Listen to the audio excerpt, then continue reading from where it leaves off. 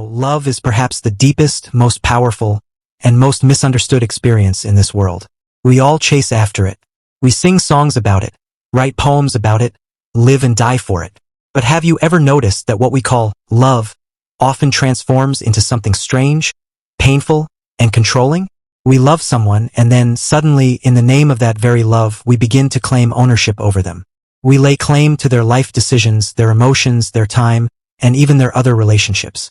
And when this claim, this sense of ownership, appears to be threatened, a second terrible monster is born: jealousy. But today, I want to speak to you about a different possibility. About a love that offers liberation, not bondage. About a love where the very idea of ownership dissolves. And with it, the fire of jealousy is extinguished. This is not a philosophy of weakness. Rather, it is the most mature, the most courageous, and the most authentic expression of love there is. You see, the root of the problem is this: our culture has so deeply intertwined love and possession that we have forgotten the difference between the two. We think, if you love me, you are mine. You are my property, my object. This idea is woven into our songs, our films, our literature. We are taught that love is a lock, and we must possess the only key. But have you ever stopped to consider how you can own another human being? Can you own a river? Can you own a sunset? Can you own a blooming flower? You can enjoy its beauty, you can be its admirer, but its owner? No. In exactly the same way, a human being is a living, breathing, free-flowing consciousness, a universe unto themselves. To claim ownership over them is to deny their freedom, to attempt to confine their spirit to a narrow cage. And this is where the suffering begins. For where there is ownership, fear takes root. The fear that this property might slip away. The fear that someone else might be drawn to it. The fear that you might be left alone. And from this fear, jealousy is born. Jealousy is not proof of love, as we have come to believe. Jealousy is, in reality, proof of fear and insecurity. It is a poison served in the cup of love. It hollows you out from the inside and turns your relationship into a web of suspicion and tension.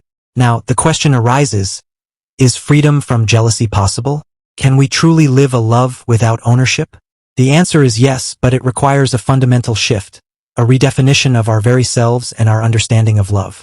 First, we must understand that real love is not a relationship, but a state of being. It emanates from within you. It is a flower blooming in the garden of your own consciousness. When you are in a state of loving yourself, loving life, loving this existence, this love begins to flow from you. It is like the flame of a candle. If one candle is burning, does it grow weaker by lighting 1,000 others? No, its light only expands. In the same way, when the wellspring of love is active within you, you want to share it, not possess it. You find your joy in the other person's joy, even if that joy comes from a source other than you. This requires profound self-understanding. Jealousy often thrives because we expect another person to fill our own sense of lack, the emptiness we feel inside. We think, this person is the meaning of my life. The key to my happiness is in their hands. This is a grave error. No human being can be responsible for your happiness, just as you cannot be responsible for theirs.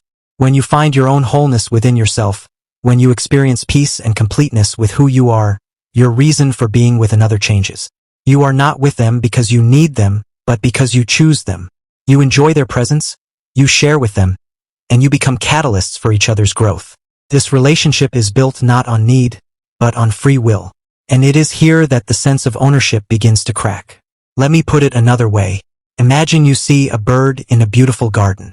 You come to love its sweet song, its colorful feathers, its free flight. Would you catch it and lock it in a cage? If you truly love it, you would not. Why? Because you know that the caged bird's song will fade, its colors will dull, and its spirit will die. Your love wants to see it free, so that it may remain the very thing you love in the first place. The same is true for human relationships. Real love celebrates the other person's freedom, their individuality, and their growth. It says, I love you so much that I will allow you to be completely free. Be who you are. When you love in this way, there is no room for jealousy. If that person finds happiness spending time with someone else, or learning from another, you can share in their joy.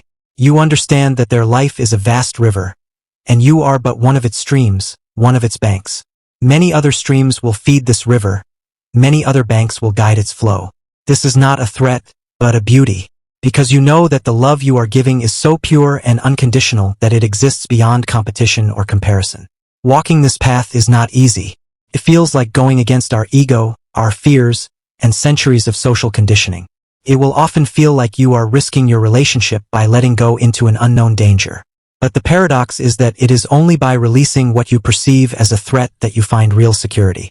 When you set someone completely free, and they choose to be with you of their own free will, that bond is far stronger than any chain.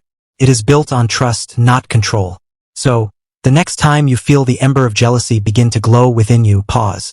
Ask yourself, is this love I am feeling, or is it fear?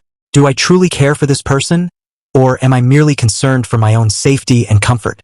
Face this fear. Acknowledge it. See that it springs from your own inner sense of lack. And then perform a courageous experiment. Offer your love as a gift without demanding anything in return. Give that person complete freedom,